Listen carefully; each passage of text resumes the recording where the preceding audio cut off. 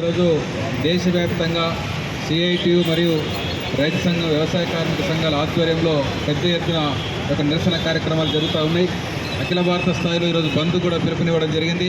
మొత్తం గ్రామీణ బంద్ చేయాలని, అన్ని జిల్లా కేంద్రాల్లో, మండల కేంద్రాల్లో, మహానగరాల కేంద్రాల్లో నిరసన కార్యక్రమాలు చేయాలని చెప్పేసి ఈరోజు ఈ 3 వర్గ సంఘాలు దేశవ్యాప్తంగా కార్యక్రమాన్ని కొనసాగిస్తూ ఉన్నాయి. ఇందులో భాగంగానే హైదరాబాదు రాజధాని కేంద్రంలోని ఆర్టీసీ క్రాస్ రోడ్లో జరుగుతున్న ఈ కార్యక్రమం సందర్భంగా కేంద్ర ప్రభుత్వానికి ఒకటే చెప్పదలుచుకున్నాం. అయితే విబిజీ రామ్జీ పేరిట గ్రామీణ ఉపాధి హామీ పథకాన్ని పేరు మార్చడమే కాదు, దాని స్వభావాన్ని మార్చారు, లక్ష్యాన్ని మార్చారు. అంతిమంగా పేద వ్యవసాయ కార్మికులకు అందాల్సినటువంటి అనేక రకాల ఫలితాలను పూర్తి స్థాయిలో రద్దు చేసే కార్యక్రమం తీసుకుంటూ ఉన్నారు.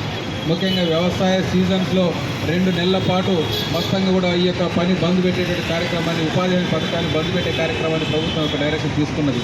దానివల్ల కోట్ల మంది వ్యవసాయ కార్మికులకు ఉపాధి దొరకపోవడమే కాకుండా ఆ రంగంలో పనిచేస్తున్న కార్మికులకు కానీ దాన్ని నిర్వహిస్తున్నటువంటి అనేక రకాల ఉద్యోగస్తులకు కూడా పనిలేని పరిస్థితి మనం చూస్తూ ఉన్నాం. తెలంగాణ రాష్ట్రంలోని సుమారు 10,000 మంది ఉన్నటువంటి ఫీల్డ్ అసిస్టెంట్లకు అందరికీ కూడా ఇప్పటికే పనిలేని పరిస్థితి మనం చూస్తూ ఉన్నాం. ఈ స్కీమ్లో అనేక రకాల మార్పులు చేయడం వల్ల, మ్యాండేట్ సిస్టమ్ పెట్టడం వల్ల ఈరోజు పని లభించని కాలానికి ఉద్యోగాలకు వాళ్ళ యొక్క ఉపాధి దొరకని పరిస్థితి సందర్భంగా మనం చూస్తూ ఉన్నాం. అందుకే ఫీల్డ్ అసిస్టెంట్లతో పాటు మేట్ల వ్యవస్థను కూడా రద్దు చేశారు. ఆ మేట్ల వ్యవస్థ రద్దు చేయడం వల్ల కొన్ని వేల మంది యొక్క అందరికి ఉపాధి దొరకని పరిస్థితి ఈరోజు మనం చూస్తూ ఉన్నాం. అదే సందర్భంలో ఈ యొక్క స్కీమ్కు నిధులు కూడా కోతవిస్తూ ఉన్నారు. గతంలో 90% నిధులు ఉంటే ఇప్పుడు 60% కుదించిన పరిస్థితి మనం చూస్తూ ఉన్నాం. మిగిలిన 40% నిధులు వేయకపోతే, రాష్ట్ర ప్రభుత్వాలు వేసుకోలేకపోతే, కేటాయించలేకపోతే ఆ ఉపాధి పని పూర్తి స్థాయిలో స్పందించే పరిస్థితి మనం చూస్తూ ఉన్నాం.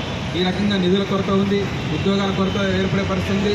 ఉపాధి హామీ పథకంలో పనిచేస్తున్నటువంటి వాళ్ళకి కాదు, ఆ ఉపాధి హామీ పథకాన్ని ఈరోజు ఆసరాగా చేసుకుని బతుకుతున్నటువంటి పేద వ్యవసాయ కార్మికులకు రాబోయే కాలంలో అనేక రకాల ఇబ్బందులు వచ్చే పరిస్థితి మనం చూస్తూ ఉన్నాం.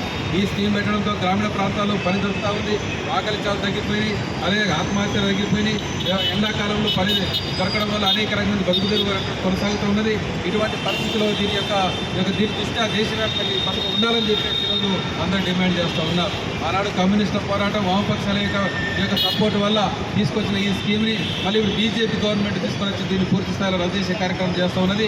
దీనికి వ్యతిరేకంగా సిఐటి అనేక రకాల పోరాటాలు, ఉద్యమాలు, రైతు సంఘంతో, వ్యవసాయ కార్మికులతో కలిసి ఉద్యమాలు కొనసాగిస్తూ ఉన్నది. అందుకే ఈరోజు ఈ యొక్క పథకాన్ని కాపాడుకోవాల్సిన బాధ్యత మొత్తం దేశంలోని ప్రజలపైన ఉంది, వ్యవసాయ కార్మికులపైన ఉంది, రైతాంగం పైన ఉంది, కార్మిక వర్గం పైన ఉంది.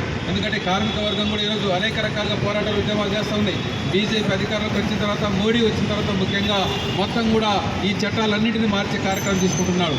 ఈ యొక్క మహాత్మా గాంధీ గ్రామీణ ఉపాధి హామీ పథకమే కాదు, మొత్తం కార్మిక చట్టాలు 44 చట్టాలు ఉంటే అందులో 29 చట్టాలు కలిపేసి 4 లేబర్ కోడ్లు తీసుకుని వచ్చి మొత్తం కార్మిక వర్గానికి ఈ రకంగా అనేక రకాల హక్కులు కాలరాష్ట్ర పరిస్థితి మనం చూస్తూ ఉన్నాం.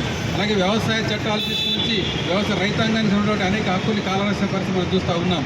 అలాగే విద్యుత్ సవరణ చట్టాలు తీసుకుని వచ్చి విద్యుత్ రంగాన్ని పూర్తిగా ప్రైవేటీకరించే కార్యక్రమం తీసుకొని వచ్చే పరిస్థితి మనం చూస్తూ ఉన్నాం. నూతన విద్యా విధానం పేరిట మొత్తం విద్యా వ్యవస్థ ధ్వంసం చేసి కార్పొరేట్లకు అప్పగించే పరిధిలో ఒక విద్యా వ్యవస్థలో కొత్త నూతన విద్యా విధానం తీసుకొచ్చే పరిస్థితి మనం చూస్తూ ఉన్నాం. అలాగే ప్రభుత్వ రంగ సంస్థలన్నీ కూడా ప్రైవేటీకరించి అవి కూడా పెట్టుబడిదారులకు, అంబానీ, అదానీ లాంటి వాళ్లకు కట్టబెట్టే కార్యక్రమాలు చేస్తూ ఉన్నారు.